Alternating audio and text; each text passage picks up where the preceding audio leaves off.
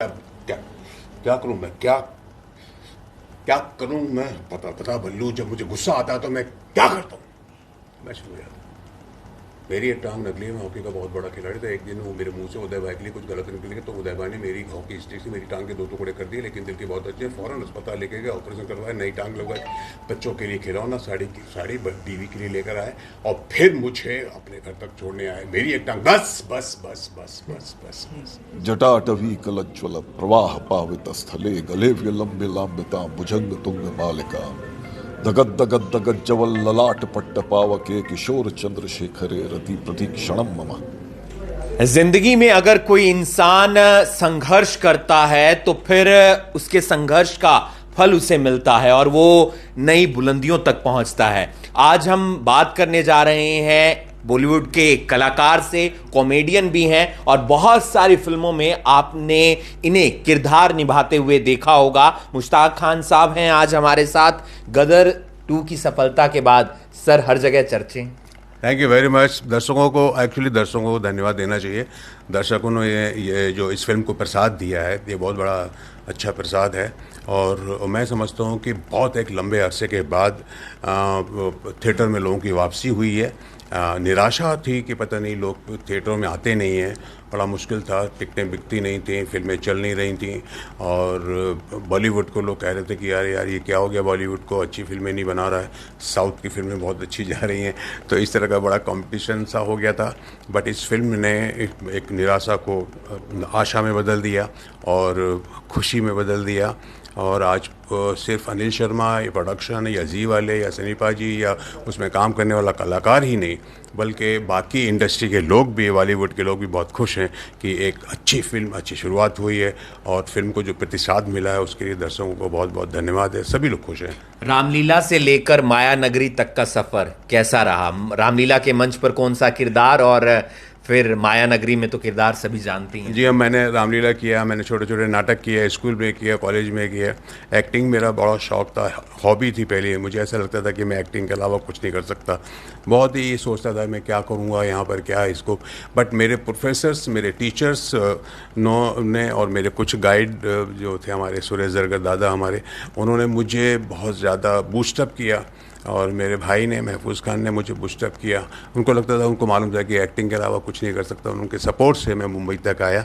और उसके बाद फिर जो मेरा स्ट्रगल था, यहाँ पे अच्छे दोस्त मिले, ऊपर वाले का साथ मिला, तो इस तरह से। हालांकि आप अभी भी यंग हैं, लेकिन जब उस एज में थे 30-32, तो आराम नगर में तब भी ऑडिशंस वगैरह होते थे? हाँ, ऑडिशन तो अभी भी आते हैं, होते हैं अभी भी। मैं अभी भी नहीं डरता, अभी भी जाता हूँ ऑडिशन के लिए। आराम नगर जाते हैं? जी जी, बहुत आराम नगर बहुत अच्छी तरह जाता हूँ जी। 271 जी, 172 कास्टिंग बे, 113 कास्टिंग वे, चिन्मय, तन्मय और क्या क्या तो नाम, श्रुति महाजन। जी जी जी, सब लोगों के बारे में जाते रहते हैं। वो तो होता रहता है, फिल्मों के लिए भी ऑडिशन होता है आजकल। अच्छी बात है, नए नए कलाकार आ रहे हैं। क्या ओटीटी ने बड़े पर्दे की जगह ले ली? आपको ऐसा लगता है? क्या आप इस बात से सहमत हैं? नहीं, ओटीटी ने अभी नहीं तो जगह तो, हाँ, they are trying to get it. But मैं समझता हूँ कि जो बड़े पर्दे की बात है वो मुश्किल है ओटीटी का भी। लेकिन है जो हकीकत है वो हकीकत है। हमारे बड़े पर्दे, हमारे बड़े स्क्रीन बंद हो गए हैं, सब मल्टीप्लेक्स में हो गए हैं और बहुत ही कॉस्टली हो गया है वो। तो ऑडियंस एक बार जाती है तो घबरा जाती है जाने के लिए कि इतना टिकट, 500 का, 300 का टिकट लेकर के उसके बाद फिर वो बाहर निकलते हैं। इंटरवल में फिर वो चाय भी 150 की होती है, समोसा भी 200 का या 175 का होता है, पॉपकॉर्न होता है 500 रुपये का, इतना सा। तो वो सारी चीज़ें जो होती हैं ना, उससे थोड़ा सा आम पब्लिक है, जो वाकई ऑडियंस है फिल्मों की, आम जनता जिनको बोलते हैं, वो नहीं पहुंच पाती। उसकी वजह से थिएटर फुल नहीं हो पाते।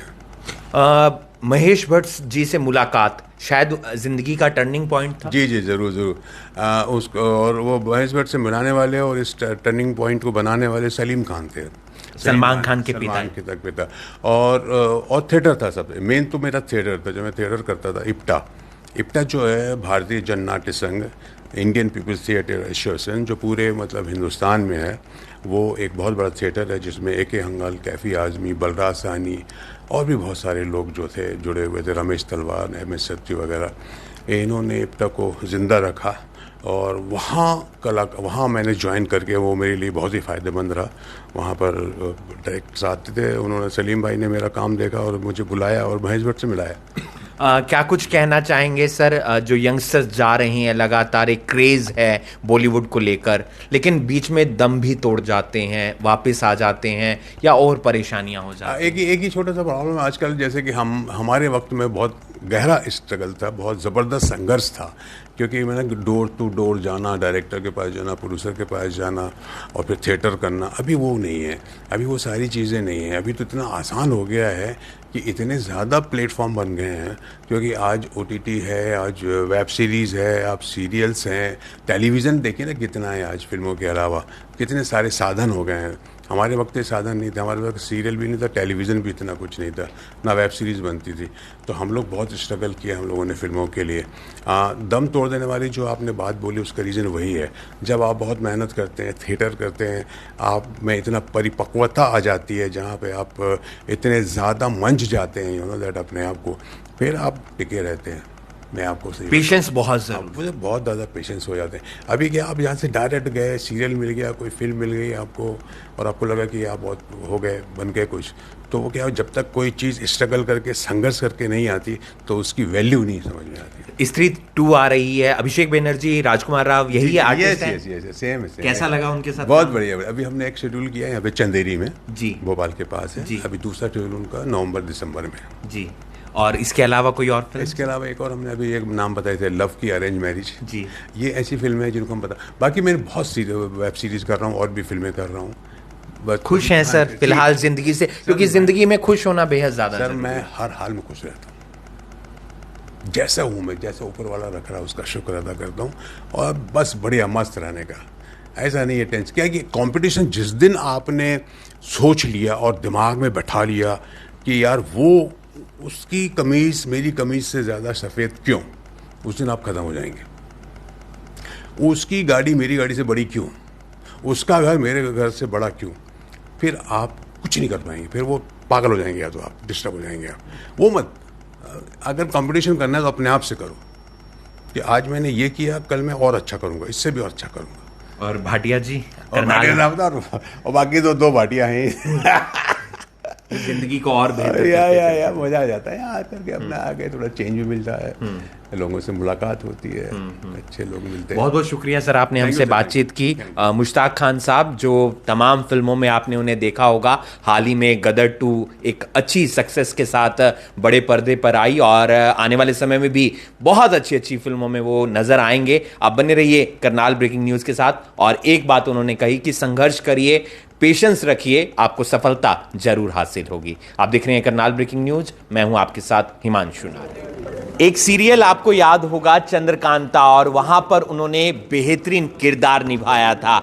हमारे साथ हैं आज शाहबाज खान जी, उनसे जान लेते हैं, करनाल पहुंचे हैं। सर, सीरियल से लेकर जो सफ़र है वो फिल्मों तक का, लेकिन परिवार जो था वो संगीत से जुड़ा हुआ था, और माँ ने एक सलाह दी कि कुछ अलग कीजिए, और वही अलग आपको आज फिल्मी दुनिया के अंदर एक बेहतरीन एक्टर के तौर पर देखता है। जी हाँ, ये इत्तेफाक है। वो कहते हैं ना कि खुदा ने हर इंसान का नसीब बनाया हुआ है, और खुदा जो चाहता है वही होता है।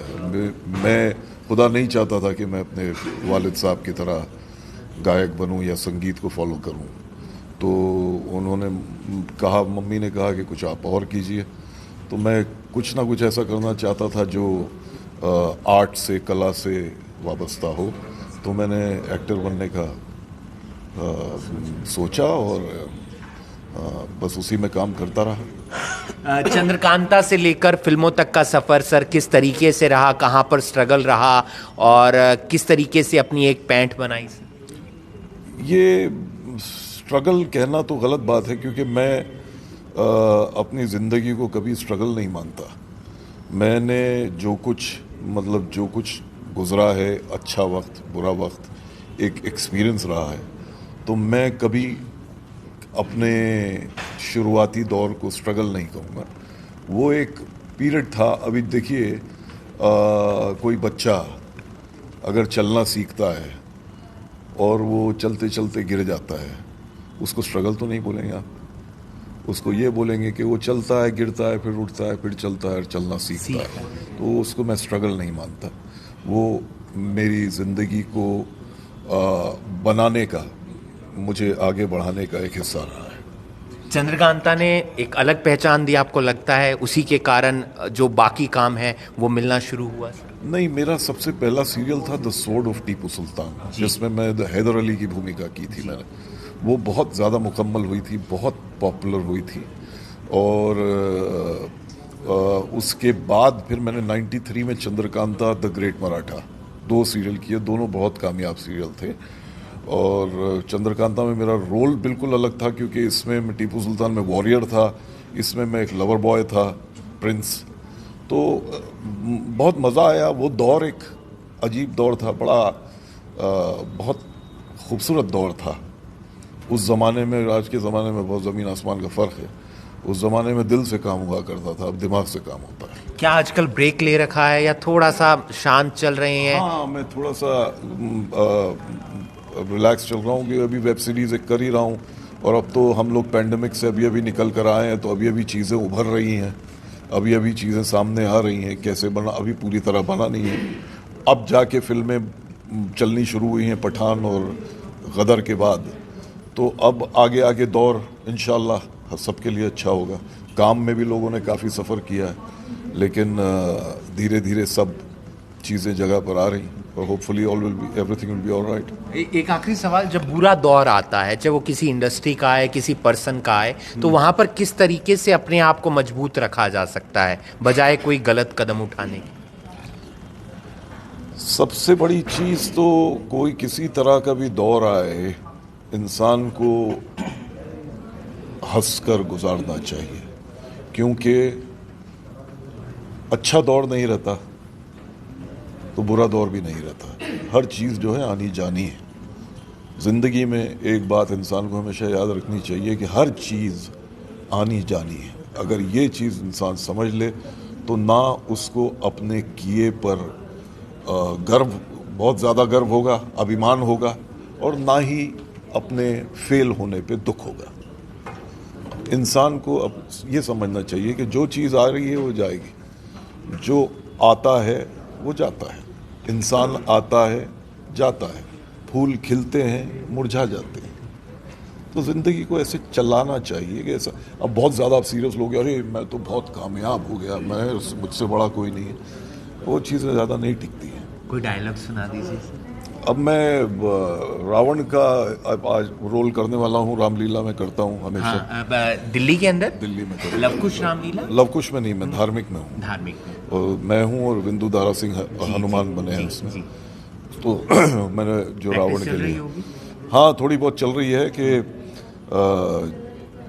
जटाटवी कलज्ज्वल प्रवाह पावित स्थले गले लंबे लांबिता भुजंग तुंग बालिका दगद दगद दगद जवल ललाट पट्ट पावके किशोर चंद्रशेखरे रति प्रतीक्षणम मम। बहुत बहुत शुक्रिया सर, आपसे बातचीत करके बहुत अच्छा लगा।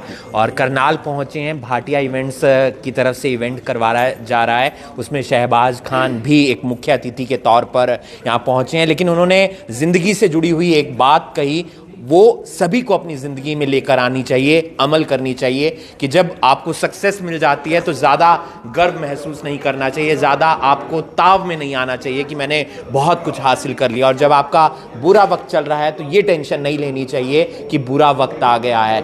अच्छा वक्त भी जाएगा और बुरा वक्त भी जाएगा, इसलिए हमेशा कॉन्स्टेंट रहना चाहिए। आप देख रहे हैं करनाल ब्रेकिंग न्यूज़, मैं हूँ आपके साथ हिमांशु नारायण।